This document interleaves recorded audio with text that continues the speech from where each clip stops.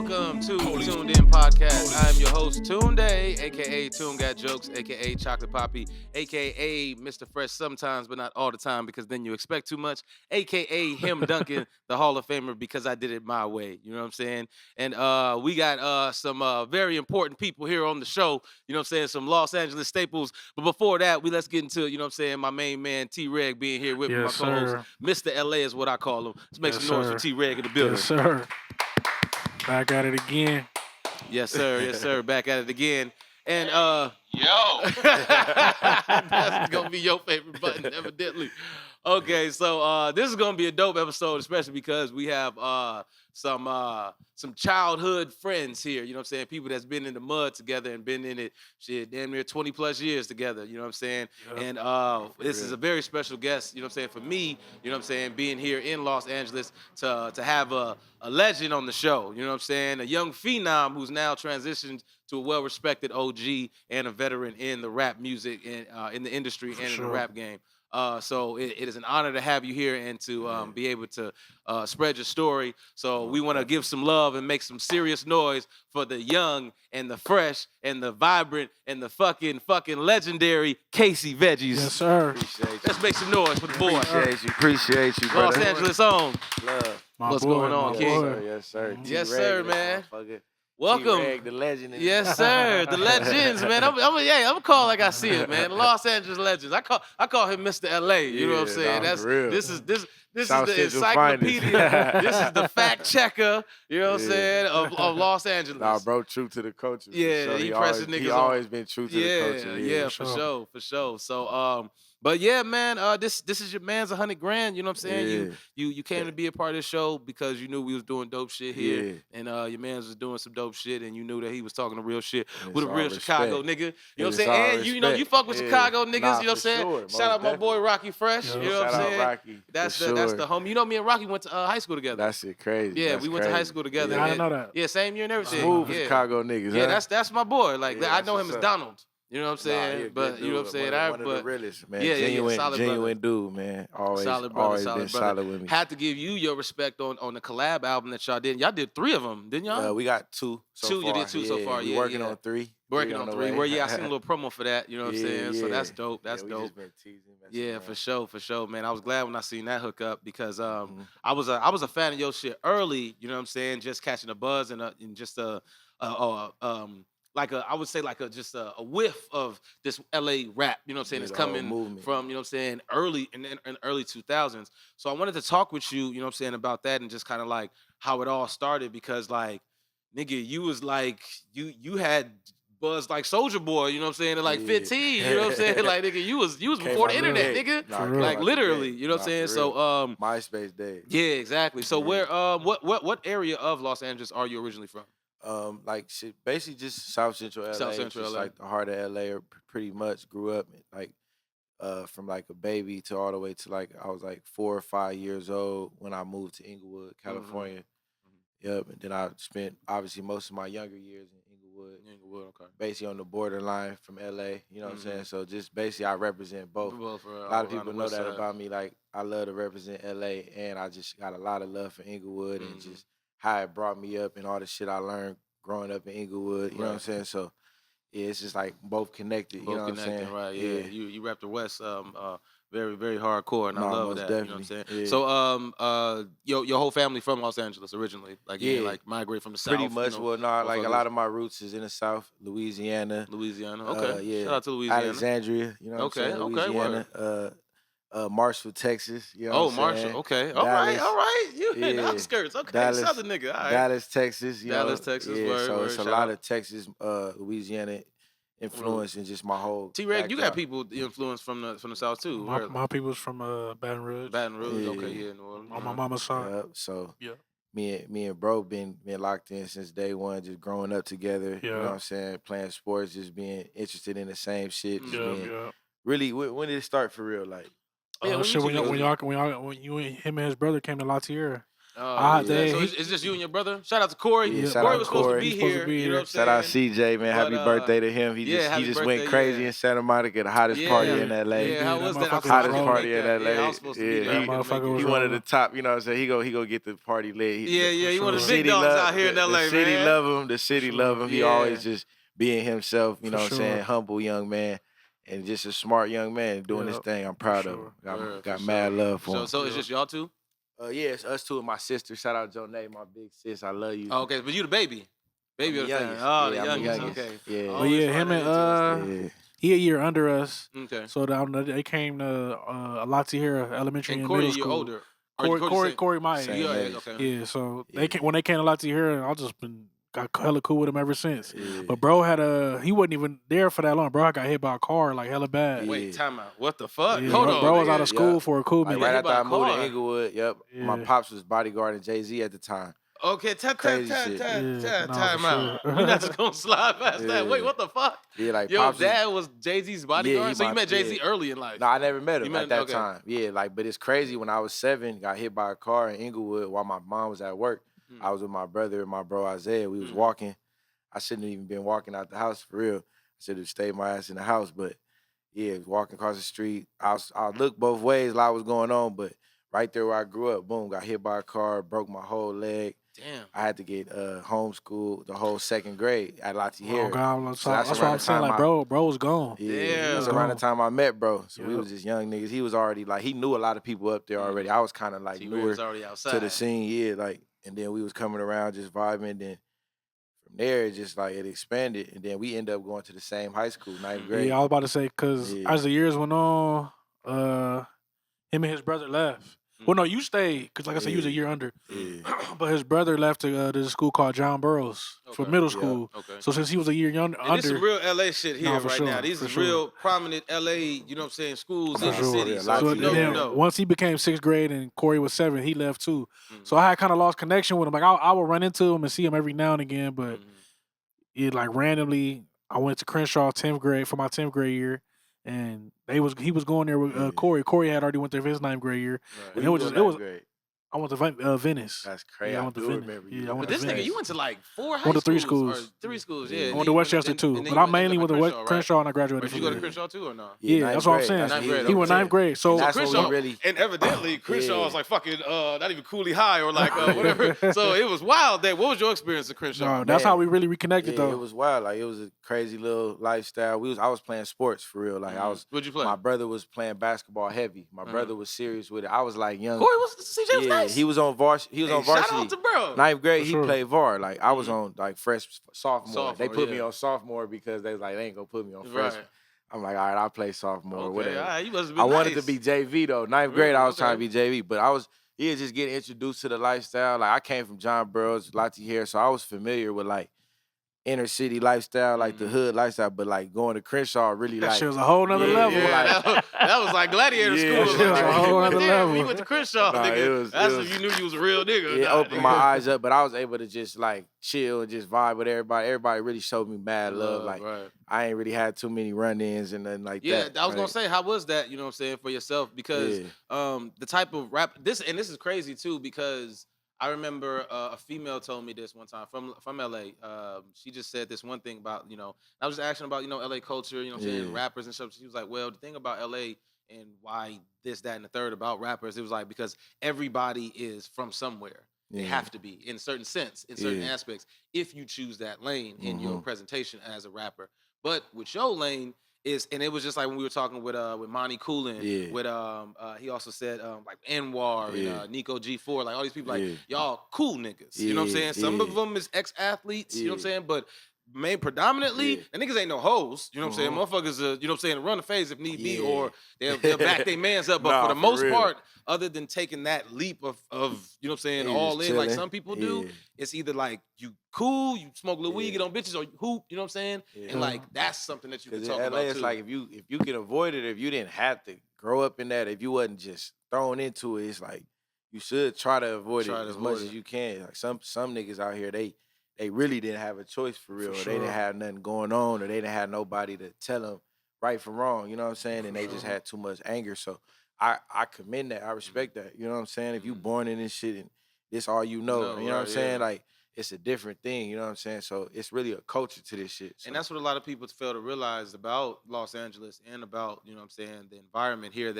that is more so than just what some people could seem as an ignorant ideology behind protecting a community, which is conform in the understanding of a gang. Yeah. But in reality, that's the culture, because some people come from so many generations of gangbanging been going on here since the 60s. It's 2025. Niggas is still active. Infant, babies, small, tinies. Those are lineages of people. That means those came from different levels of people in it. You know what I'm saying? So for you to be somebody that has an older brother, you know what I'm saying? Or I'm sure got older cousins and other people like and around. Just my pops too. Like pops always just instilled the right shit. For sure. Big Joe. Yeah, that's what T.Reg always says about his dad, like having his father. Me and bro always had like some of the best dads. Like, our dads was on our ass. Like they didn't really give us no chance to really just do too much crazy shit. You know what I'm saying? For sure. Yeah, niggas so that was always a benefit. Niggas was blessed because niggas got a lot of homies who pops was not around. Right. So then they was burnt out early. Just little shit. You know what I'm saying? But I think yeah, like that year at Crenshaw, it was like an automatic reconnection. It was like, oh, niggas was like, damn, oh, Todd, you go here? And I'm like, yeah. And we was right back at it. Like, it was a lot to hear. Like, it was just automatic. It was like even no step miss. Yeah, like it was for me, automatic. I feel like going to JB, like that's in Mid City. It was like open my eyes up. Like that's when I start shopping at Supreme and going to Diamond, like skateboarding. I was picking up a skateboard, like. I was so you was a skateboarder. I was skating a little bit, like fucking around. Like I was in that world. Like I ain't gonna lie. I always thought inspired that shit was by that different. world. It's difficult. Not difficult, but like just different for niggas to be doing it. Because it's just like this like 07, 08 when Lupe Fiasco came out. You feel me? Pharrell was going crazy with NERD, the Bape shit, the Ice Cream Skate Team. Like all that shit was like played a big role in my whole little vibe. And like me meeting Tyler the Creator, like and I feel like that's a part of LA culture too. Like that's the other side of the skate culture, the gang banging shit. Like, you know what I'm saying? The other side of that is the skate culture. It's a lot of niggas that skate and gang bang. For sure. For sure. Like, all that shit connected. Like, you see gang banging skater. For sure. You see Tyler's new video, he in Hawthorne at the swap meet, like he see walking and doing all type of shit. Like it's a part of the culture. You know what I'm saying? Like it's just a part of what that was another like, you know what I'm saying, super dope thing to me too though. Like by the time I started, like I said, the whole Crenshaw thing, we reconnected. Bro was already, the buzz was starting to get cracking for him, like with the rap shit early. So like I'll be hanging out with him and he's like, shit, bro, let's go on Fairfax. Now, I knew about Fairfax, but that was like a whole new thing for me. Like he was already hip. Because like he said, going to JB, John Burroughs. We hanging out, we at the Diamonds, and we hanging out at Supreme and Hall of Fame and the A-Life store. Like bro showing me the whole shit. I'm like, damn, nigga, this is fly. This is different. Like niggas is kind of enthused by the street life because that's what I kind of grew up around. But it's like, fucking with bro and him doing his rap thing, it showed me a whole different side. Money was like when you was going around them, you know what I'm saying, and going around that type of culture too. Like it was it showed me some different shit. It was not shit. even a culture shock, but it was an enlightening. Exactly. You know what I'm saying? Like, oh shit, niggas is doing it, and this is cool. And mind you, he's a nigga. Right, yeah. There's no that's just what it was. Bro was a nigga. We was younger. Like he was popping with the rap. He was popping. So niggas is like at the hip with bro, like this really the homie. And he got me around this other side of the world as far as within LA. It's like, damn, okay, like that's why I'm even doing what I'm doing now. Like the first young niggas like rocking that skateboard shit, like mixing it with for sure with other shit. Yeah, like we was like the first young niggas doing that shit. Like shout out Dane, the whole Prices clique. Shout out Anwar, shout out everybody. Like just the whole culture. We was on the young fly. Yeah, they was on it. Early, like and it seems like that too. And it's always intriguing for me to get the insight as somebody that's from the outside looking in, because LA tends to be the, you know what I'm saying, the center of a lot of, you know what I'm saying, cultural things, you know what I'm saying, as far as fashion, music, you know what I'm saying, movies, entertainment. Chicago, we have our own, you know what I'm saying, center of, you know what I'm saying, culture in the sense of the way we've influenced with certain people and sports and, you know what I'm saying, fashion, stuff like that too. So I'm always intrigued when I see somebody that was really in it here. You know what I'm saying? Just like I know between like me and my brother, you know what I'm saying, that are a part of like Chicago culture and being outside. Like outside niggas, you know what I'm saying? I always find it interesting talking with other outside niggas. It don't necessarily mean street niggas, gang banging niggas, hood niggas. This is outside in the mix. In the mix, you know what I'm saying? People know you. People know T.Reg. People know, you know what I'm saying, me in Chicago because I was outside. Nigga not afraid to rub shoulders with the anybody. World. With anybody. I mean, all type of Yeah. different hoods, all type of different environments, you know what I'm saying? White people, Jewish people, you you know what I'm saying, or just in general. Because you just know how to adapt. Some people know how to adapt. Some people my question then to you then, as you know, somebody who got notoriety early, how did music become something that was the forefront for you when you said that sports was something that was initially a thing, and with your brother being the guy in sports and you coming up behind that? Just like really the skateboarding, the streetwear fashion, like, you know what I'm saying, Kanye West blowing up, him dropping that, you know what I'm saying, College Dropout around the same time. Just coming up in LA and just seeing everything going on, like my eyes opened up. I'm 12 years old, 13 at the time, and I'm starting to grow up. That's when I picked up a pen and pad. I was like, man, I'm seeing Lupe drop the kick push. I'm like, I'm seeing everything go. I'm like, this shit look amusing. Like just the whole culture of being an artist. And I start being a fan of the music and listening to MF Doom and listening to Nas Illmatic album. So you were inspired a lot by a lot of East Coast rappers. Just me, that slightly, like just the hip hop shit, Knife Wonder, Tribe Called Quest. I got into that young, you know what I'm saying? Like I started tuning in the East Coast shit, a lot of West Coast shit, Pharrell, you know what I'm saying? Kanye, you know what I'm saying? So when I started rapping, I had like a West Coast flow, but really with like a kind of like an East Coast influence a little bit, or like a Midwest influence, you know what I'm saying? Yeah. Like for sure. I don't know, just seeing all these artists, bro, seeing my peers, meeting Tyler, like, you know what I'm saying, seeing what he was doing, meeting Dom, seeing Dom music. Yeah. You know what I'm saying? I was gonna ask young, that, like how is that, you know what I'm saying, especially as a young person, like you caught wind of people like Dom, people like Nip, you know what I'm saying, early in your career, you know what I'm saying? Talk in about the early how stages of their career. Exactly, too. Talk about how you develop relationships with those two individuals. Yeah, just being a young nigga, just student to the game, like they was already kind of ahead of me, you know, older than me, but already established with the music a little bit. Just seeing what they was doing and then just going hard, not really reaching out for like handouts or like looking like reaching out. They just saw me working hard, going crazy in the city, like for the young niggas, like, you know what I'm saying? I had the young crowd going up, so they just took notice to what I was doing, and both of them took me under their wing for sure. Like, Dom always, ever since we linked in, it was like history, you know what I'm saying? Once we did CDC, and we did a couple other joints, we did Get Through on Sleeping in Class. I remember he pulled up on me and Axel that day, and I was always a fan of bro, for real, almost like 15, 16. Yeah, of course. Like, man, I'm a fan of what bro doing. I was rocking with the whole movement, like, you know what I'm saying? He dropped Watermelon Sunday, all that shit. I was like, that shit crazy. MySpace classic. And I was just tuned in, like, you know what I'm saying? Then the fact that I was able to link in and bro tap in with my music, and then once we linked, it was like history. What was your big break song? Like, what was the song that had Casey's popping in the city? Lift your mic up a little bit. It's this joint. Yeah. It's crazy. It's this joint I did called I'm Right Here. Produced by my boy CP Dub. Shout out CP Dub. Oh yeah, yo, so homie, where you at? Yeah, I remember Reese that. LaFleur, Reese Dollars at the time. Reese Dollars, okay. But we dropped that joint on MySpace, and that was the first time like they'd start playing it at the parties. Like, you know, people was actually taking notice. You know what I'm saying? That was like one of the first songs I dropped for real. Right. Like, and it was like started the MySpace wave. That was when I realized, like people was kind of like taking it serious. And really, that was the first tape. That was on volume 1. That was volume 2. Wait, what was it on volume? That was on your hey, first man, one. if y'all real fans and real, you know what I'm saying, supporters from day one, y'all understand. I don't know the song, but I'm sure I got the nigga for me, popping.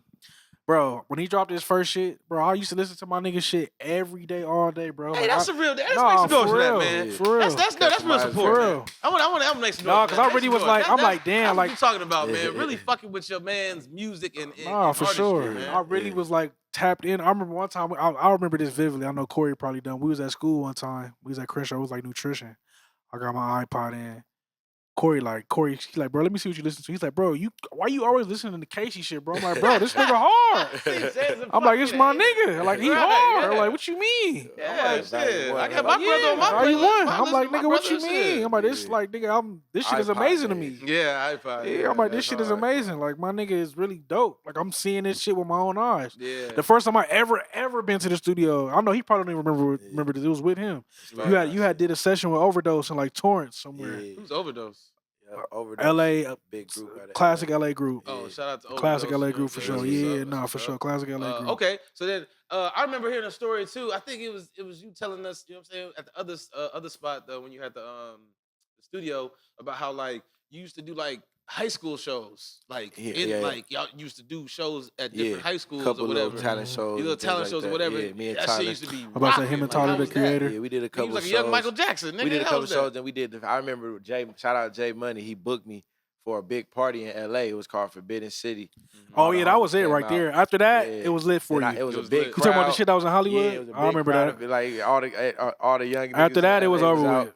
I did the song "I'm Right Here," the song that I'm talking about, Mm-hmm. and that's when I kind of was like creating a little buzz in LA. Like, you know what I'm saying? Like they start catching on to the wave, and then we really just organically built that shit. I remember that. Just working with Tyler, like he had his own wave. Like I created a wave with Our Future, but like I always had like my own little like LA wave too. You know what I'm saying? So I was kind of like trying to find out a way to like connect both. Like, So, you know what I'm saying? Question then too, why was it that you never kind of like clicked up with, you know what I'm saying, anybody? Like it was more so of you, other than the fresh veggies, you know what I'm saying, that you and Rocky did. Like as far as LA, I feel like you more so was your own individual, and you never was part of like no like Odd Future and everything. You cool with everybody, you know what I'm saying? Everybody's cordial, whatever. But like you never done no tape with no, you know, that I know of, with no LA artists like a Nip or like a Dom, but y'all have music together. You know what I'm saying? Why you think that that's never been a situation? It was times where I was doing a lot more collabing. I missed them times in LA. I think we getting back to that, where it was just like Mustard did the Catch Up album, and I was on a lot. I remember I was on like 4 or 5 projects in LA, like all at the same time. And I mean, shit, just having my own brand, like the P's and Carrots International brand. Like I was always working with everybody though, like. I did songs with most LA artists, you know what I'm saying? But just always, like, even why I didn't lock in with Our Future, because I was really just like, I had a vision for the Peas and Carrots brand, and we was moving as a team, so I was just like putting my eggs in that basket, you know what I'm saying? Instead of trying to like bank on other people. But at the same time, I was always locked in with Our Future. But it was always amusing to me just to have my own brand, like Peas and Carrots International. PNC INTL, like that's the shit I was running with at the time. Yeah. And it seems like to have all these other people, you know what I'm saying, influence around you, like a Nip or like a Dom, who's moving with the mindset of, you know, being independent or having their own brand, having their own, you know what I'm saying, business. I'm sure that type of thing rubbed off on you, you know what I'm saying, a little bit as well too. No, so definitely. My question then is, what was the situation where you realize like, oh shit, like other than that concert that you said that y'all had, or you know, that show that you when you performed with our young niggas, what was the situation where it was like, okay, cool, like this ain't just regular, you know what I'm saying, LA shit no more, like it's on a bigger scale now. And how old were you? Honestly, probably like around the time we did the like probably like obviously my first LA sellout was at the Roxy. Oh, okay, nice. That was a crazy show. That was like 2010, I believe, like 09, 2010. That show was crazy. Was that show? Was I still was in high school? The 2010 show, or was it 2013? I'm about to say, I don't even remember this show. I know I was picture there, of but the I don't headline. remember. But I know I was brought there. out Tyler, Schoolboy Q, Don. Oh shit! It was sold out. The crowd, they went crazy. My first LA sellout at the Roxy. Oh wait, y'all did Beats, Hoes, and Rhymes? Yeah. Oh, okay, I lucky remember that. Yeah, that was like that. I think that was either 2010 or 2013. I got to double. And who all did you bring out? Schoolboy Q, Tyler, Dom, Chip the Ripper at the time. Yeah. It was a crazy show. Just gotta make some fucking noise for that. Young nigga bringing out all these fucking OGs. And then like a couple years, another year down the line, we did the PNC XX tour with Travis Scott. So we brought Travis on tour. Let's stop. Let's pause it right there, because I understand something. And nigga just let that shit go. Like, yeah, Travis Scott opened up for us. That's some crazy shit though, in this like entertainment, in this music, and everything. You never know who's gonna be what. You never know what situation's gonna be what and how the tables turn. You know what I'm saying? Like, and it's dope to say or to know that you've been a part of somebody else's journey that has a major name. You know what I'm saying? Sure. As well as yourself. Yeah. So I signed my deal fresh out of high school. Graduated high school 2011. Signed a deal. That same year went on tour with Mac Miller. R.I.P. Mac Miller. That's when that's really that's when the shit got real. Honestly, bro, 12th grade. Like, went on tour, got the call from Mac Miller. So there damn sure wasn't no college in your plan. I mean, almost. Absolutely not. Almost. You don't went to college? Almost. I applied. Like 10 minutes. I applied to like 5 schools. I got accepted to a few of them, and then we did the 2-week tour with Mac, 12th grade. That shit went incredible. Me and Mac We was going crazy. He like, bro, this tour was a vibe. You went crazy. He like, I want to bring you on another tour when I do my first album tour. So boom. Then I get the call from Jay-Z, from Rich Kleiman, who was working with Jay-Z. In 12th grade, I go fly to New York, meet Jay-Z. Hold on. That shit was crazy. You're not just finna drop that bomb like it's just nothing. Yeah. Let's make some motherfucking noise for niggas just meeting Jay-Z. Yeah. You know what I'm saying? Just casually meeting Jay-Z. You feel what I'm saying? Yeah, Let's make so some motherfucking noise. that's really when I knew, like, damn, this shit getting real. Like, you know what I'm saying? And this was Jay-Z before the And dreads, then he was even too. like 11th grade. I dropped Customized Greatly 3. I'm like, shit starting to pick up. You know what I'm saying? I remember I was with you in I remember when I was with you in Q-Tip called you. Yeah. I remember that. Wait, hold on. I was like, what the Hold on, who the That fuck shit am was I talking crazy. to, man? Yeah. Goddamn. God. You played chess with And Prince. that's where it all started. You Yeah, beat like- Michael Jordan basketball too? Yeah, Goddamn. 12th grade year. 12th grade year. Wait, Q-Tip just called you Oh, God. like Yeah. I on a remember that. Tuesday, nigga? What the fuck? Yeah, my senior year in high school was crazy. I got a call from Q-Tip.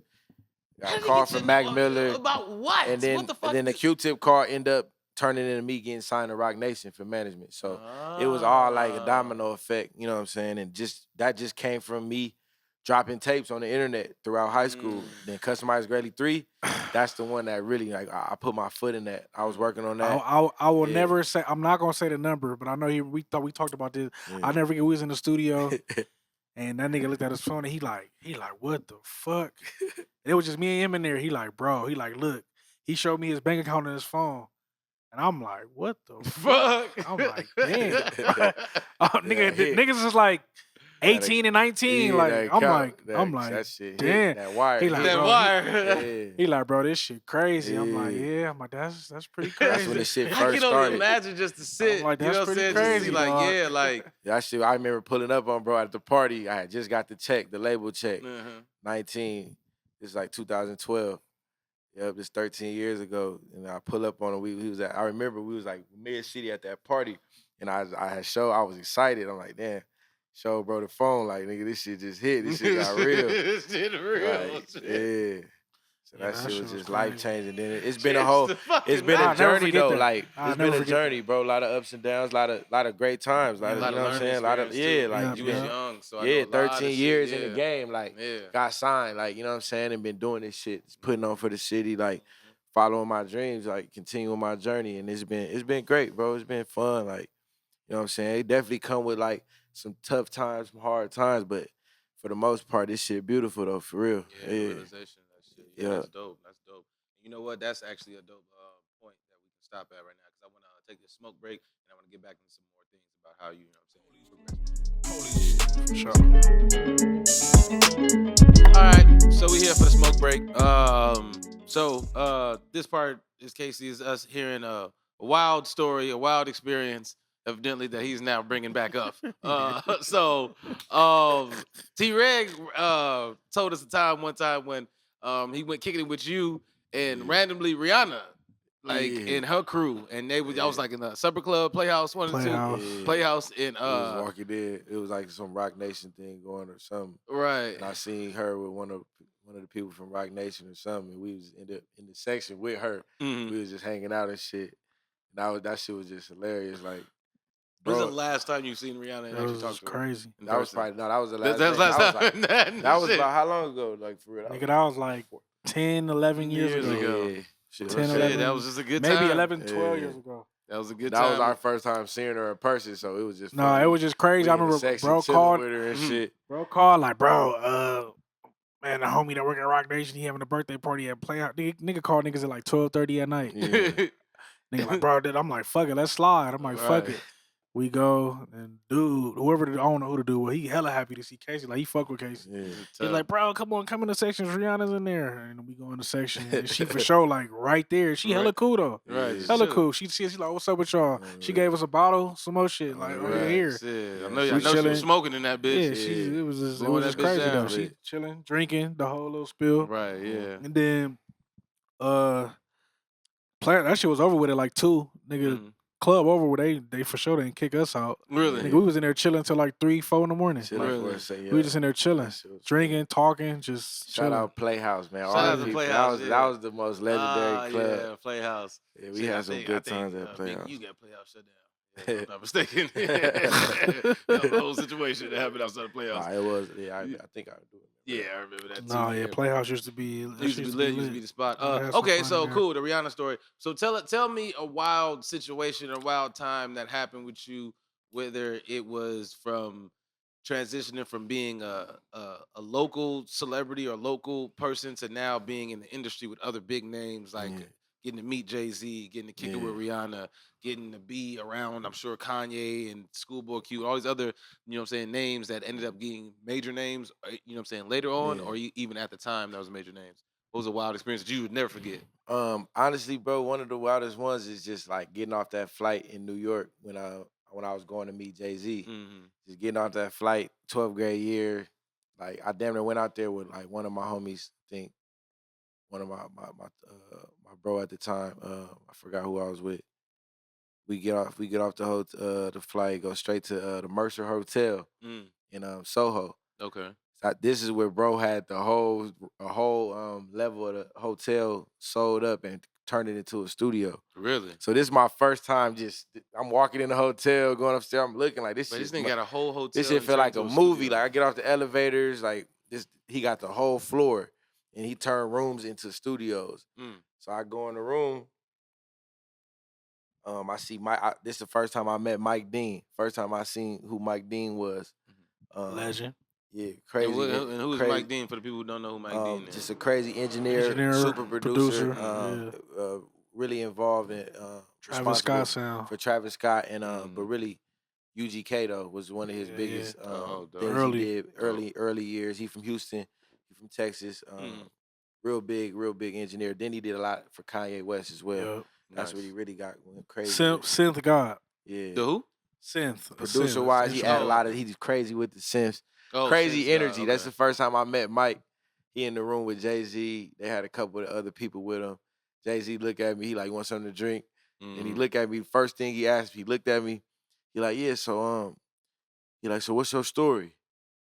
But look at me in my eyes, I'm like, this shit crazy. Like, this shit surreal. I'm walking in the movie. So who are you, little nigga? Talk to me. It was like the Matrix, for real. That shit was like it's like you just met the fucking architect. Talk to me. I was meeting, what's the dude name? Neo's, the Morpheus. Yeah, I was meeting Morpheus for the first time, right? That's what it felt like. Niggas like, you want the red pill or the blue pill? That's what it was. Like, that shit was crazy, bro. This nigga said Jay-Z was Morpheus. That's crazy. Okay. But shake my hand, King. He knew you was the one, though. Nah, he you feel what I'm saying? That part. Man, I remember when he went to do that. I'm like, man, I wish I could have been able to go to that shit. See Jay-Z with I'm you, like, I fucking wish. Bro. Yeah, I know. So yeah, that part. That was that just was a wild moment. And did you record while you were there? Or it was just like a greeting. We got a picture.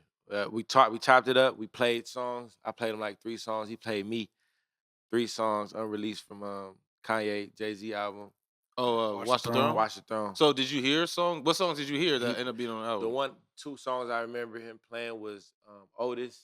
Yeah, he played Otis. Hits. And he played me No Church in a While with Frank Ocean. Oh, another hit. Okay. Sitting there explaining the songs to me, explaining Church in a While to me. That shit was crazy. That's fucking crazy. Why is Jay-Z to hear this shit beforehand, it's like I'm 18 years old from LA, young nigga. Jay-Z here explaining songs to me and breaking shit down, dissecting what he liked about my songs and shit. That shit was just crazy. Definitely a crazy moment, you know what I'm saying? It just was the start of something new, something special. And then at the end, we just he was like, let's put something together. Let's put something together. Let's work. And then I ended up doing a management deal with Roc Nation. I was with them for about 5-6 years, and then went my separate ways. But yeah, it was a great experience. Good time. Yeah, that's dope. Okay, wait, listen. Shout out to the monumental stories that come with meeting Jay-Z. I had a time when I met Jay-Z. Well, technically, I didn't meet him, but I spoke to the nigga when no one else chose to speak to him. See, now, you know I do comedy. Yeah. You know what I'm saying? I just peeped you for real. Yeah, so, you know what I'm saying? Yeah. Tell your friends about me. Yeah. Anyway, it was at the Laugh Factory here in Hollywood. Okay. They was on the, on the Run Tour, 2, I believe, or one or 2, whatever. So Jay-Z came to the Laugh Factory on Sunday, on Chocolate Sundays. Have you heard about it? Yeah, I think I heard. Yeah, I performed there a few times. Yeah. They actually came It used to be to see me. crazy. Yeah, it's dope. It still be going up. Shout out to everybody at Chocolate Sundays. So I remember getting there, and this shows you just about how Jay-Z's energy is, and just Jay-Z and Beyonce in general. That's why this story is so dope. Yeah. Because like everybody has their story where it's just like, okay, I met Jay-Z and it's like this nigga was floating on his aura or whatever the fuck, or you 18 and this nigga's telling you about his life. It's like, okay, this nigga's Morpheus. You know what I'm saying? So it's like, it's shit like that. So I remember coming into the Laugh Factory, and upstairs, everybody is usually spread out. You know what I'm saying? But right now, you know what I'm saying, motherfuckers is all on one side. Yeah. So when I get up there, it's like, I'm saying what's up to other comics and shit. I'm, you know what I'm saying, talking to them. I'm like, hey, yo, why the fuck is niggas, you know what I'm saying? Yo, move. You know what I'm saying? Niggas is mad close right now. You know what I'm saying? Whatever. And ain't nobody saying nothing. Ain't nobody saying nothing. So I'm kind of just, so then I sit down or whatever, and I notice why niggas in that still nobody saying nothing. Everybody's watching the show. You know what I'm saying? And I kind of look up and I'm like, it's like a situation where you like kind of scan the room and then you realize when you look right at the camera, you'll see what's going on. Yeah. So I'm looking at everybody, I'm scanning the room. I'm like, well, why the fuck is everything empty on this side? And then, hey, hey, that nigga look like Jay-Z. Yeah, nigga, that's Jay-Z. So everybody, and then like it was a situation where everybody was like waiting for me to realize why, you know what I'm saying? Everybody being professional. Being professional, you know what I'm saying? So it's like, yeah, nigga, that's Jay-Z over there. So come to find out, Jay-Z and Beyonce ended up coming to the spot, and they had the whole side to themselves because they came to see Gerard Carmichael, a comedian. So they came to see him, and literally after they came to see him, this nigga was leaving, and he had to come out. There was only one way he was coming out. So he was coming out because he couldn't go out the front door. So he had to go out the back door. But the back door was towards the way of where we were all sitting at. Yeah. So the nigga has to come here. And when I tell you, literally, they kind of like prepared. It was like they sent the message down. We're getting up. They're getting up. They're getting up. They're getting up. Shut the fuck up. You know what I'm saying? It's like, it was just like you know what I'm saying? Everybody prepare yourself. Jay-Z and Beyonce are walking this way type shit. And then when the fuck the niggas got up, you know what I'm saying? It was like everybody went, when Jay-Z walked past, everybody was like it was like you could hear a pin drop. And I was the only one that was like, what's up, Jay? Yeah.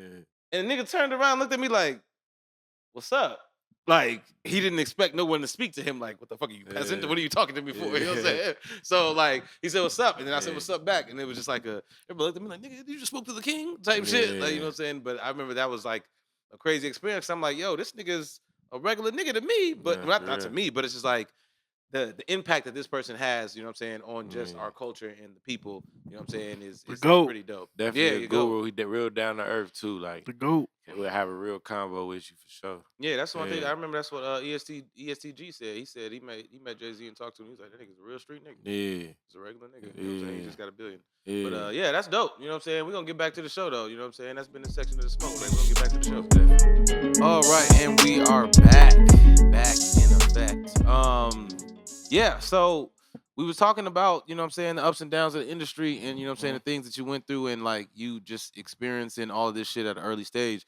I want to actually talk with you about, you know what I'm saying, one of your biggest lessons that you would say that you learned in the music industry by being somebody who started in it so early, who got notoriety, who made some money, who got, you know what I'm saying, some real life fame, whether it be locally or nationally early, and then had to learn the business. So what was one of the lessons that you learned that, you know what I'm saying, now that you would give game to a younger artist? Just like having a strong infrastructure, which is like just having your own inner team. Like, you know, you always gonna have the big team and the big name people around you and big name managers, big name, you know what I'm saying, executives and stuff, and like whether you sign to a major label or not. But I think just having your own inner team and your own inner label, no matter where you sign at or no matter what, that's something I would have set up sooner and just been more hands-on with it. Just administration, your publishing, things of that nature, like just making sure all the I's is being dotted. You know what I'm saying? You feel that your business wasn't right? I mean, yeah, a lot of aspects of my business was always right, and like a lot of my business been done right. Few things got swept under the rug over the years, but that's happens for any artist, especially when you're doing shit at a high magnitude. But yeah, it's just being hands-on so nothing gets swept under the rug for sure. Okay, what do you really taking those shortcuts? You know what I'm saying? What would you say up until this point before, you know what I'm saying, just, you know, just going through the motions? What would you say what was one of your lowest points as being an artist in the music industry after being in it for about 13 years? Yeah, that's a good question. I think album dropped 2015. It was going crazy. 2016, I dropped a mixtape. I went on 4 tours. That year, I think we did about 200 shows in 1 year. Like, I could honestly say I was on the road more than half the year. Like, I wasn't home. And that's dope, being that busy, but it also can be, you know, stressful in your mind. You know what I'm saying? A lot of shit going on, learning the game. I think I toured so much that I never even was able to really get in deep with the second album musically. Like, and then I'm signed to Epic Records at the time. I had a second album budget. My first album, Live and Grow, did pretty good. It didn't go crazy first week sales, but it had big songs on it. It had impactful music on there. My fan base was waking up to it. And we made a little wave, you know what I'm saying, with the album. To this day, over 100 million streams. You know what I'm saying? That's just on Spotify. Yeah. Yeah, you know what I'm saying? Because my boys doing numbers out here before the internet damn near, you know what I'm saying? That Piff, MySpace, shit like that. For real. So this was my album dropped 2015, right before the game switched to streaming. You know, it was one of the last like physical type albums that came out. And then we was waiting on the second album budget to open. It never really got open. Like, we just trying to wait it out, see what Epic want to do, you know what I'm saying? Play it out, see what singles they going crazy for. But I'm touring so much, I'm working, I'm doing the shows, I'm doing everything I'm supposed to be doing as an artist, like, you know what I'm saying, to a certain extent. But I feel like I got the short end of the stick, because Epic ended up having to sign these other artists. They signed Rick Ross. They had some big dogs, you know what I'm saying? They signed some big dogs, and they had a lot of other shit going on, to where I just kind of got like swept under when it came to like opening that budget up and making sure I was a priority at the label. But I'm competing with the biggest artists you can think of: Future, Travis, you know what I'm saying, Yo Gotti, Epic, Rick Ross. You know what I'm saying? Like, a lot of big artists. So, not to say like they was like leveled it out and I didn't get my chance, but it was just like one thing led to another at the label. You know, the CEO had a lot going on. She had to figure a few things out. Shout out to her. She changed my life, you know what I'm saying? Shout out Sylvia Rome. Yeah, you know what I'm saying? And I was just upset. I felt like I didn't get a fair chance. Like, they should have opened that budget. Like, my fan base was going crazy at the time. Everything was going up. Just, you know what I'm saying? The trajectory was going up. It's just politics of the label side and the funding and the business side. I didn't get that chance. So I'm waiting on the shelf. Basically, was waiting. Like, 2016, I dropped CG4. 2017, 18, I was like waiting on a budget. So that really like fucked my shit up. I wasn't feeling kind of that. momentum? You know what I'm saying? Yeah, my momentum and like me as an artist wanting to drop music and trying to figure it out. So I ended up finding myself just back in the lab. Like, I'm in the lab. I had my own studio in Inglewood at my dad's crib at the time. And that was a legendary studio. A lot of people came through. We was getting in a lot of work. For sure. But it's like, it was dope. Great, crazy, creative experience for me to just be like, fuck the industry. Like, fuck all this shit. They got me waiting on the album budget. That's when I really went back and just got creative. Like, you know what I'm saying? I got creative. That's when I made organic, and I made a lot of the music that I dropped in the last few years. And I was just like, a lot of shit never came out. But that's when I really was just like back against the wall. Like, I'm gonna just be creative. I'm gonna leave it up to the music. And then from there, you know, 2018 came, and Sylvia respectfully, you know, gave me out of my deal. You know what I'm saying? I went fully independent. But before that, and that was in 2018. 2018. Okay. But before so you've been that, independent ever since. I went through a little low point, like like a slight depression, I would say. Like, it's not a slight depression, man. It's what it is, because just a lot of people go through that. Yeah, trying to do shit. I was getting money, but it wasn't like where I wanted to be. You know what I'm saying? Yeah. I was getting where you understand where you're supposed to be, right? You know what I'm saying? I'm seeing other shit happening, and I'm happy for all my peers. I'm happy for everybody going up.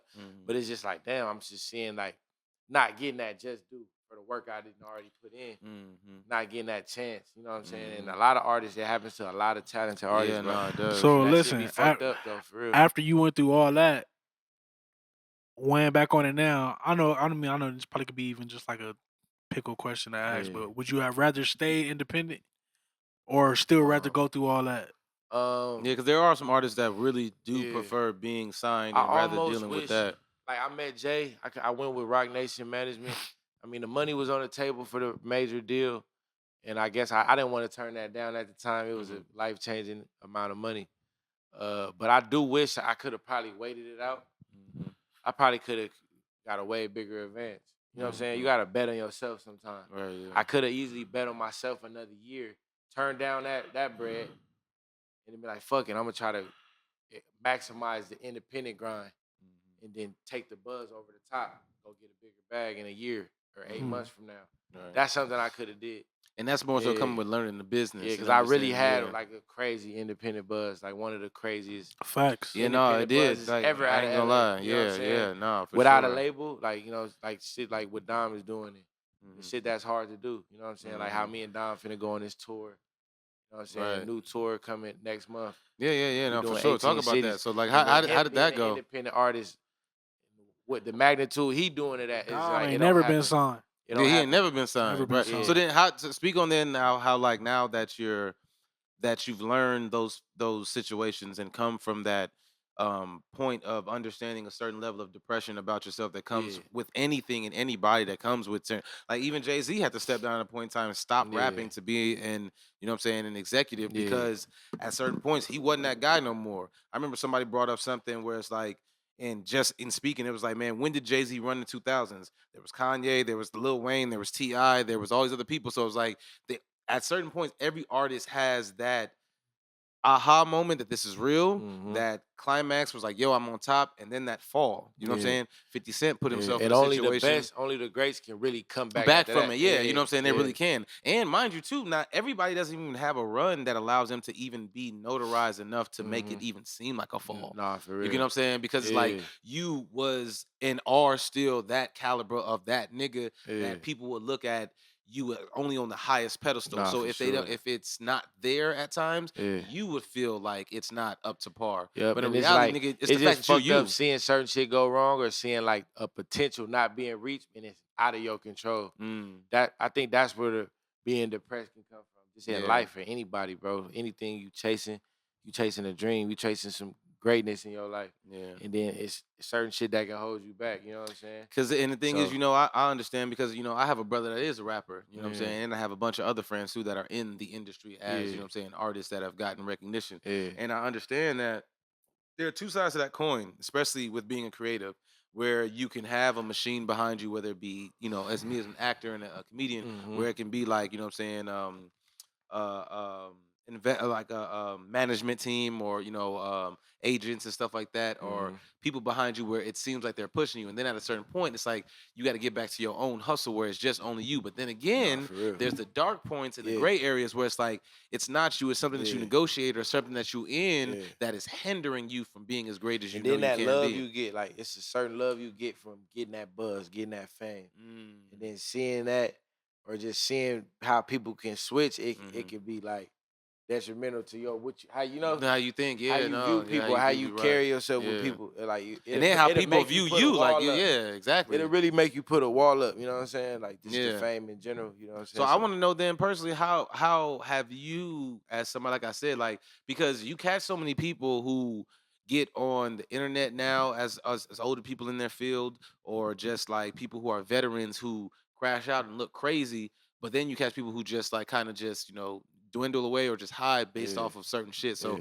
how have you dealt with being somebody that's gotten a certain level of notoriety and recognition and felt like at certain point in times it's been a standstill, but you know that you still have so much more to offer? How have you dealt with that? Like you said, just being confident, just knowing that, I ain't that you still that nigga, right? Always be at the top. You ain't gonna always have 30 points in the game. Like you gonna put up 5, right? One day, right? Yeah. You know what I'm saying? Like Kobe didn't have 40 every game. No, he didn't. Right.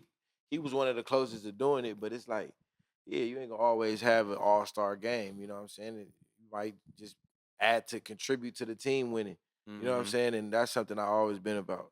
And just knowing that, like, I always knew I was him. Like I ain't never had nobody like. Even when I was in a depression or feeling bad on myself, I always knew, like, nah, you really him. You really that nigga, right? It's just this shit is just smoke and mirrors, and this shit is political, and shit can get in between the real, what's really going on. You know what I'm saying? Yeah. You know.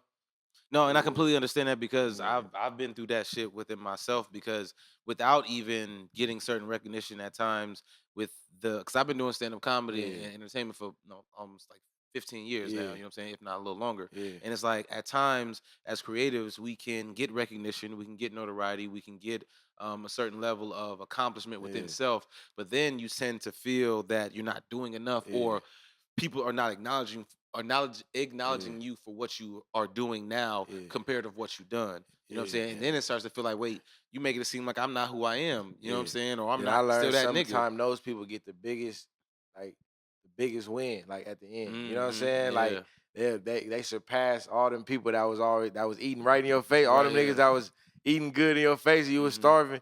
Sometimes it's like the tables always turn. You feel and I look me? at that too, like perseverance and like like Nipsey said, like it's a marathon. Like I even have this mantra myself, TGNS, the grind never stops. Where it's something that it's like at the end of the day, I heard Tom Hanks say this. He was like, there's a saying that he goes by. It's like, this too shall pass. So you that nigga, right? You think you that nigga. You know everything. You got everything figured out. This too shall pass. Like every artist go through that. Like they'll say Lil Baby fell off. This artist Lil Wayne like, fell off, or this, you know what I'm saying, or whatever. Like they'll say all these artists fell off. I'll be like, nah, these niggas never fell off. Like I never buy into that. You know what I'm saying? Like I never even let nobody fully really make me think that. Right. I done really had points where I'm like, I ain't dropping music.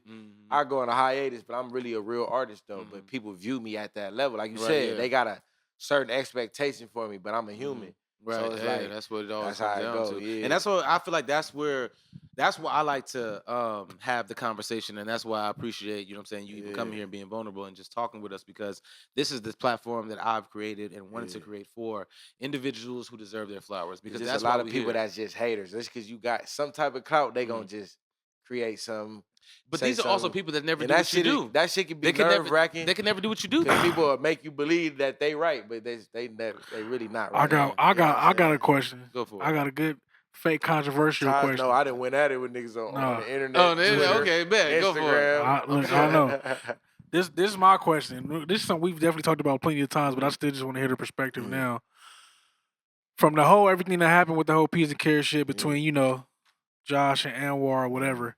How much of an effect or how much of a play do you feel like that played on the balance of how your career was going at the time to where it could have the way it could have affected it in the future? Like, do you feel like certain niggas chose sides, or like how much do you feel like that shit affected just your career? Just your because I certainly just a little inside shit that happened in the city that became a big deal. Kinda, like, you know what I'm saying, within my brand, like we created a culture and a fan base, and we was well, to even piggyback then on that, then I would personally want to know, because we have now a segment on the Tuned In podcast where being in tuned in with LA and LA culture. You know what I'm saying? And you being a native, carrots, you know what I'm saying? So I wanted to know our what peas and carrots brand, the store, like our whole brand was. You had a store? Yeah, we had a store. It was a whole wave. Like, where was it at? On Beverly by Fairfax. Nice. So yeah, Beverly we kind of had our disagreements, and we all went our separate ways. Was it a clothing store? Yeah, it was clothing brand / label, but yeah, that shit was. But they all three of them created a co-movement, but it just things happen. So that's why I was asking, like, how do you feel like that just affected you? It was bad for business, real bad for business. That's why I was real like had resentment towards both of them for a while, because it was like niggas kind of slowed down the process, like kind of made people think things about me that wasn't true. So it's like, you know how it be when it's like people creating these things, narratives, right? These narratives, like, and I felt like it was planned out, and people were running with shit. But it all was, everybody was going through something at the time, and I kind of I kind of grew bigger than that, grew past it, like to where I put it in the past. But yeah, it definitely slowed down a lot, and it kind of like stifled certain relationships, and that was unfortunate. Yeah, but I think people know the real. Like, everybody know I got a good heart, but a lot of fans was like trying me for a second, like commenting on my shit, like, "Oh, you fucked over Anwar, or you did this." Wow. But it was never that. Like, I'm the one that didn't help everybody out. But like this post that he put up, and he not even realizing what he doing. You know what I'm saying? So it was like, you gotta just forgive people sometimes. You know what I'm saying? Right. It was a situation like that. Yeah. This type of shit that happens when you get signed and you got a team around you. Same people you come up with ain't gonna always be with you. You know what I'm saying? So that's just how it be. So how did you then grow from that, like that situation? Yeah, all that happened like around the same time. Shit, I had to keep going. Yeah, so that's why I asked around the same everything he was just talking about. 2018. Well, no, actually, this happened in 20. This happened before the album dropped. Yeah, this happened right before the album dropped. I had to continue the brand, drop my single, just continue everything on my own, and I just kept going. So, what do you think is the most challenging part about continuing things on your own and continuing to build on the relationships that you have with other prominent figures? I just had to destroy and rebuild a little bit. Sometimes you gotta destroy and rebuild. That's it. You know what I'm saying? You gotta break some shit down to make it better. Right. And that's kind of how what do you feel about yeah. transitioning or evolving with your music to pretty much adapt to the times of this new age? That just come with just hearing new beats, just adapting to new flows, trying new shit, just spending more time, putting more shots up, spending more time in the studio. Right, because you've been rapping for now damn near 20 years now. Like almost, well. Yeah. You started rapping at like 12, 11? Well, yeah, I started at like 13, 14. 14, okay. So yeah, we going on. We getting there. We getting there for sure. Just like playing with the craft. For sure. Sharpening my skills, you know what I'm saying? So like, okay, so you're about to go on tour now with Dom Kennedy. Yeah. Right. Yeah. How long is that tour and when does that start? We doing like 20 shows. Nice. Yeah, we start next month in March. In March. Yeah, that's gonna be lit. Yeah, it's gonna be. We hitting a lot of dope cities, a lot of dope places. We bringing the West Side shit on tour, you know what I'm saying? Just putting on for the city. Right, and you'll be performing things from classic stuff, new stuff. Yeah, just jumping around a little bit. I got the new album out right now, Caught Up in the Game. This one, going crazy. The single On Me, going crazy. Just been working. Road running featuring Dom, produced by my bro, Baby on the beat. He went crazy on that beat. Nice. Just cooking up, bro, having fun. Like the song Road Running, I recorded that shit at my crib, took it to the studio, finished it. Sure. You know what I'm saying? Like just being creative, having fun. Having fun again. I feel like that's the premise of all of this shit. You like know what I'm saying? Cause we all can get signed. We all can get when deals we stop being kids and we're adults and this shit get real, businesses break down. Gotta go back to the roots. You gotta go back to the roots of what made it fun. That's why it started. The creative process. Yeah, the creative process. Self-expression. That's what it's really about. I really feel like that as an artist, like that is one of the major elements in anything entertainment or anything creatively. Like it's about having fun because there's gonna be so many things that can tie you down, that can try to break you down, coming through the business behind. People always gonna try to dictate your career, what you doing. Exactly. Oh, he doing this now, he doing that, and always it's like you call that pocket watching and things that people be career watching. I'm happy with my career. I'm happy with my journey. Like you should be happy with yours. You should create a journey instead of trying to talk down on the next person's journey. Yeah, you feel what I'm saying? Yeah. Like, nigga, your shit ain't even got cracking yet. Nigga, if you even knew that, I feel like I've dealt with that, like just in LA. But other than that, I get a lot of love though. I said this on plenty. Like even when I was talking to Dejan Paul on his podcast, we was talking about that, and I'm telling him like I get a lot of love though. Like I couldn't even imagine getting more love. Like I go places like Casey Veggies, like, bro, I fuck with you. Everywhere I go, they like, man, like I've been listening to you. I've witnessed this shit. And it's like you would think like, oh, he this, he that, or he don't get this love or this and that, but it's like nigga really get a lot of love. I would say, man, I always appreciate my guy, man. Yeah, hey, listen, and we appreciate you. Bro started producing. He always been a music guru. For sure. He started producing like a little later down the line, which he really should have started earlier. I definitely should. Like he really could have started 4 years earlier. Sure. Like 3 or 4 years. Sure. But like I'm inspired by bro. For sure. Seeing his progress sure. with the T.Reg production shit he doing and like the songs he got with Blast and Dom Kennedy and all the other artists he working with. And then even the shit we got, the shit we doing and just how he stepped the sound up with the engineering. Anytime anybody ever asks me just motivation, just how he's saying it for now for him, bro.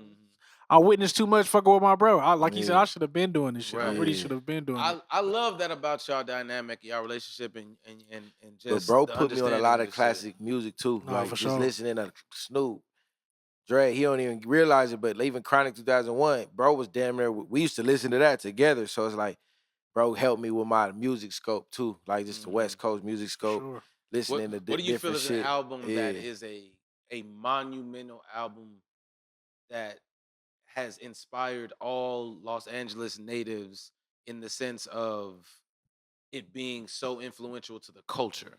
Like, let's say like something by DJ Quick, something by Snoop, something by Dre, something by Easy E. Shout out Quick. Quick got a lot you know what I'm of saying? shit. Like Quick something legend. by, you know what I'm saying? Warren G. Shout out Unc too. Shout out you know what I'm saying? Unc. Sugar Free, something that you can say like, Sugar-free because for now mind you, sure. okay, now and this is mind you from You outside. just named everybody though. You just named the but legends. just because even in your realm of the world, right? Let's say Dom Kennedy, the Yellow album.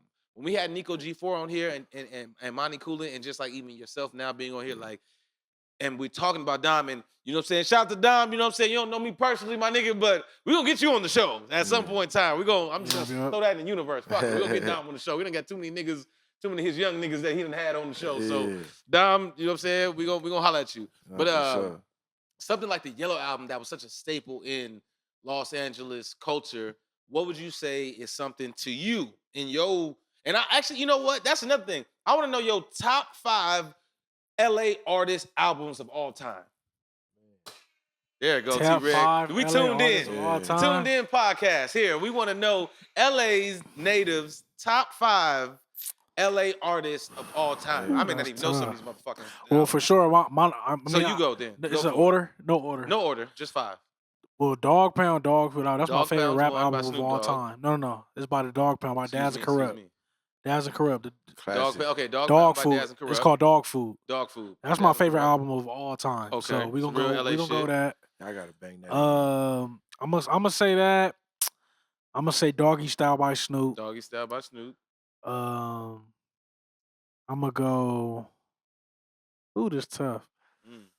This is tough. Damn. There's still niggas like Ice-T. There's niggas like Eazy-E, Dr. Dre. I'm gonna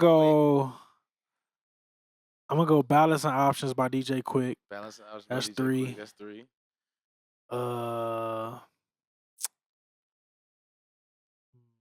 Ice Cube.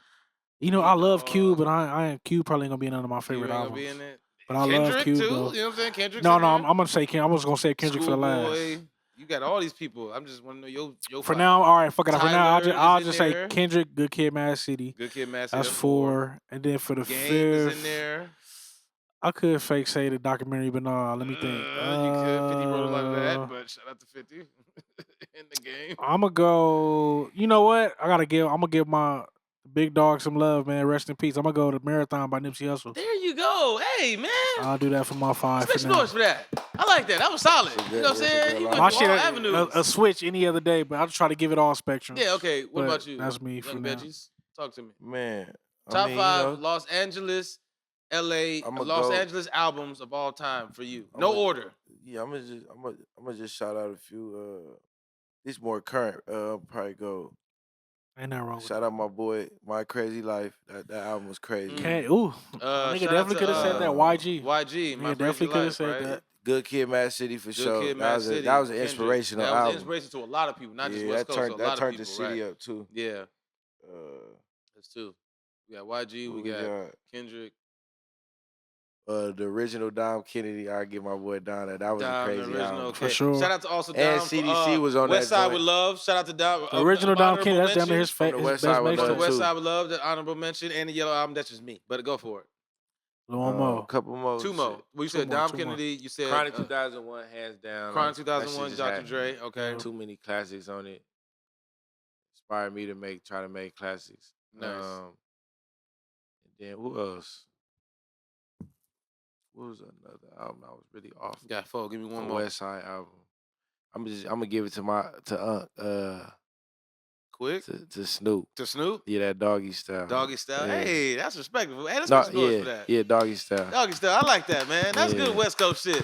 So all the West Coast people out here, y'all can really understand and relate with that. You know what I'm saying? And let me know what y'all's is in the comments. You feel me? Because we definitely That gonna was put the this as first the promo. Snoop album, right? Yeah, we definitely gonna put this at the promo because either LA people gonna agree with you or chew your ass up in the comments. So it's on y'all. You gonna sink or swim on your own. But okay, dope. Yeah, man, that's been very interesting, man. So it's like my last question that I would have for you, man, because I know we got to get a part. We definitely got to get a part 2 with you and Corey because I want to know what it was like to be an older brother. Because I'm also an older brother of a younger brother that raps. You know what I'm saying? To be and has gotten notoriety early. Like my younger brother, he had a mixtape that went viral on Twitter when he was 16. Mm-hmm. You know what I'm saying? He was the man amongst young niggas. You know, I was in college by that time already, but I'm hearing people talking to me, hearing me like, yo, your little brothers, woo, woo, whatever. So I can only imagine what it's like to have an older brother that's what, 2-3 years older than you, 2 years older than you? Yeah, no, a year and a half. Year and a half Yeah. older than you. And I'm 6 years older than my brother. You know what I'm saying? A year and a half older. And it's like, my little brother is selling out fucking the Roxy right now and bringing out fucking, you know what I'm saying, Schoolboy Q and all these niggas at 18, 17. You feel what I'm saying? Real. So I can only imagine that, you know what I'm saying, to hear that perspective. But I just want to know then, what would be your last piece of advice to give somebody coming up in the music industry, whether they're either signed, because now at this point you've been signed and you've been independent. So what would be the advice that you have for them to be able to say, all right, based off of the path that I took, you know what I'm saying, these are the jewels and the advice that I can give you with you doing what you're doing? What would be the advice? Shit, mainly just even when you get that success, you get that bag, just stay hungry, stay on the grind, stay focused, you know what I'm saying? Stay heavily into your music, because that's how you got there. Just stay true to the shit that got you there, for sure. Yep. Okay, word.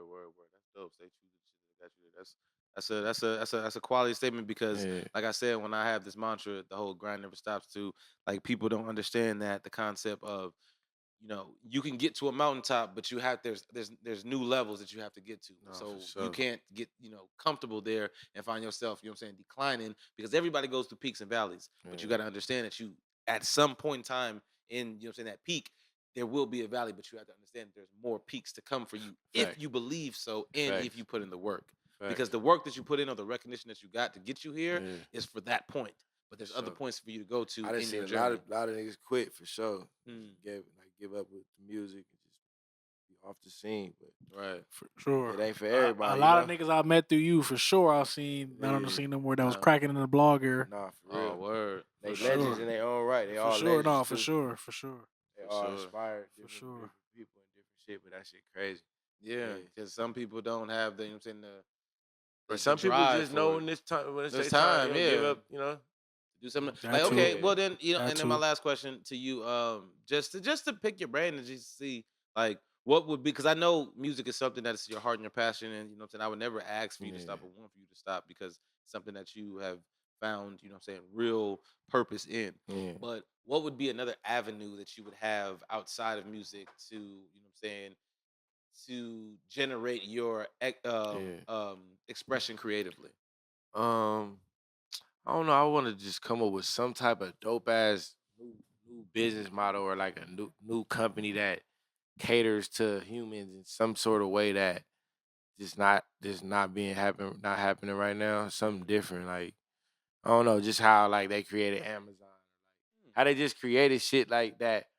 People knew they needed, but like it's just not happening. Like it's not, nobody's doing it. Right. It's something that's like right in your face, but it's like nobody's doing it. Like, you know what I'm saying? That's the type of shit. Nigga, 50 Cent invested in vitamin water, nigga. Wasn't nobody doing that. You know what I'm saying? Like, he made a serious bag off of water. You feel me? So it's like, something like it's like right in your face, but like, you got to do it a certain way to really make it like interesting, like make it like a rare company. You know what I mean? That has people going crazy. Right. I feel like, that's the entrepreneur type shit, but just really just playing the background for real with the music. Like, I'm gonna definitely, I want to have some artists. I don't necessarily produce, no, but I'm probably gonna get into that too. Like, that's something I want to get into. Probably after I'm done, I put the pen down. I probably pick that up, just lock in. But I'm gonna start fucking around with it. But really, just playing the background, being like a just a visionary, like creative director type person. Right. Yeah. Okay, that's dope. Well, man, Casey, this is, like I said, it's been a long time coming, and I appreciate you, you know what I'm saying, actually sitting down with us, definitely, being vulnerable and letting people know the real that, you know what I'm saying, comes with this shit, and you know what I'm saying, telling us your story, man, because it's very interesting. Like, nigga, you can literally have a fucking movie about your life, a TV series at this point. For real. You know what I'm saying? A whole documentary. A whole documentary, documentary. You should. I think you should. Theaters on Netflix or something. I think personally, I think you should, because like I said, producers, directors, holla at me, man. Legitimately, producers, directors, you know what I'm saying? Please get to the bag. Literally, like you nigga, you a legendary nigga, man. You know what I'm saying? Like, you have a story, you have niggas will be tuned in. Yeah, they gotta be tuned in, man. You Yeah. feel me? Like you have a story that needs to be told, you know what I'm saying, for younger people, you know what I'm saying, Nah, coming up for in sure. the game. And like I said, like, you know, you started damn near before, you know what I'm saying, social media. You know what I'm saying? Not before the internet, but before social media. So many layers to my Sure. nigga's story. Exactly. My nigga went from Crenshaw High to Inglewood High. That's a story within That's a itself. story within its fucking self. That's two opposing opposite schools. Yeah, two completely opposite school, polar opposites. So that upbringing. And did you finish high school? Did you graduate? Yeah. Yeah, hell yeah. Nigga, I'm like, nigga, I say, nigga, I was at the This nigga graduation. say, yeah, nigga, hell, That nigga graduation was on MTV. Really? GPA crazy. MTV pulled up, did a Yeah, they did a nigga, it's on It was a MTV. little segment. I'm like, yeah, you graduated, nigga. Hold on. Past 2011. Yeah. Yeah. What the fuck do you mean your graduation was on MTV? You graduated with a 4.2? MTV came and did a little segment. It hit the they aired it a little bit, then they aired it on YouTube and shit. It was crazy. Yeah. Hey, yo, make sure y'all look that up. Yeah. Yo, he was still in school. Like you. They came to the graduation. They came to the graduation. Everybody was at this nigga graduation. What was the premise of that? Like, I mean, just like they knew I already had the little, my. He was already cracking with the rap. She was just shit. making sense with the They was music. just tuning in. Came to pop out. Yeah. Right. MTV just popped out on a nigga randomly, casually. Just came to my graduation. Then I got that. I said this in one of my songs I just made. I got the top 25 artists under 25 on Complex, and I got that. I forgot what year it was, but that was a crazy little list to be on. Complex That was a fire super list. thing back Yeah, then. and early, right? It was that early. was when the list was like still crazy. like, Yeah. That's like getting 5 mics in a source or something. That shit was dope. Literally, yeah. Yeah, that Top shit was 25 fire. under 20. That was fire. Complex, yeah. Hey, listen, hey man, let's make some noise for my nigga Casey, man. You know what I'm saying? Like, yeah, for sure, man. This is some legendary shit, and we gotta do a part 2, sir. like we do with everybody. Like we always say. Like we always say, but no, this was real though. This was gonna be the real shit. Like this is a part 2 that's definitely needed. You know what I'm saying? For sure. So man, Casey, like I said, I appreciate you for coming on the show and, you know what I'm saying, giving us the real and the insight and your story and, you know what I'm saying, your journey and everything. And let them know what you got coming up next, you know what I'm saying? Yeah. You said you got some things dropping and you got going on tour. Yeah, we finna hit the road. Life Changes vinyl on the way. The Life Changes special edition vinyl. It's been out for 12 years. That shit crazy. Nice. So I'm gonna be celebrating that.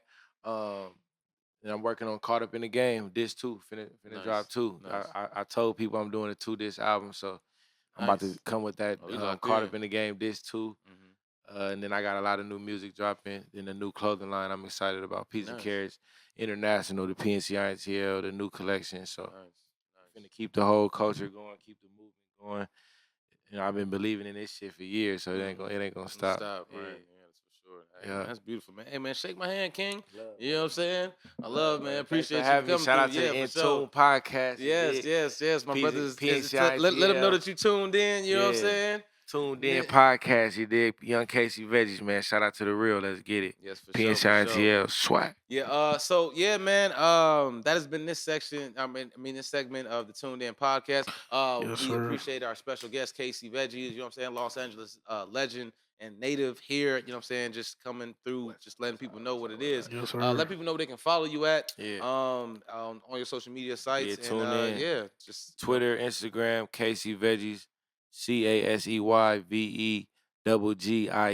Yes, sir. Tune in with the kid. Get up with me. Yes, sir. One and only, you know what I'm saying? And of course, I got my main man T.Reg, you know what I'm saying? Mr. LA. Shout out 1050 in this motherfucker, man. Of course, Legend. 10-5, you know what I'm saying? 1050, the legend. 10-5 the GOAT, you know what I'm saying? They got us looking so crystal clear in this bitch, you know what I'm saying? But then I got my main man. We ain't had to use that. We had this. We had the bro a few times. We had to use the Ayo, thank God. You know what I'm saying? So T-Reg, let them know they can follow you at, you know what I'm saying? Your social media handles. T-Reg, Instagram T_REG, Twitter TDOTREG, man. You already know. The alligator. The alligator. Right. And also, see, quick hands. Hey, listen, I do this, baby. We ain't fucking shit quick up around hands for sure. Fucking jet me with this shit. You know what I'm saying? So, hey, I don't even know how this. It's all good. That ain't nothing but God saying it's time to wrap it up. It's time to wrap it up. It's time you niggas get the fuck up out of here. Where they can find you at, my boy? Hey, man, you know what I'm saying? Of course, you know it's not about me. Stand-up show. Hey, listen, we performing all over Los Angeles. You out. gotta come check me out, man. We just had a show at the El Mariachi in Encino, which we do every Tuesday. I mean, the last Tuesday of every month, Taco Tuesday. Shout out to the big homie Kenny Wack.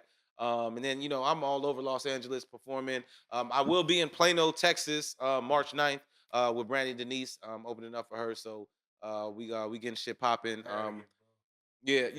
You said sure. what? Music video skit. Oh, hey, listen. We got to do all that. Hey, listen, brother. It's time, man. It's time to connect, King. It's time to connect. Hey, listen. And I'll be in the next Casey Veggies music video, just so you know. And I'll be on the album doing a skit. So we just gonna throw that in the fucking universe. Since we out here getting shit cracking. Nah, There it is. There it is. Listen. However we make it make sense. We got the shit off. It don't matter. Cool. We all good. We gonna figure that out. Fuck it. Yeah. Let's go like that. Anyway, that has been this edition of the Tuned In Podcast. I'm your host, TunGotJokes. That's TUNGOTJOKES. And you can follow me on everything all across, social media platforms. And that has been this segment of the Tuned In Podcast. Casey finna roll up because it's definitely time to smoke. If you think our show is dope, if you think our show is dumb, we don't get no fuck. We did it the Tuned In way. That has been our show, and we'll catch y'all next time. Yes, sir. We out. Yes, sir. Yes, sir.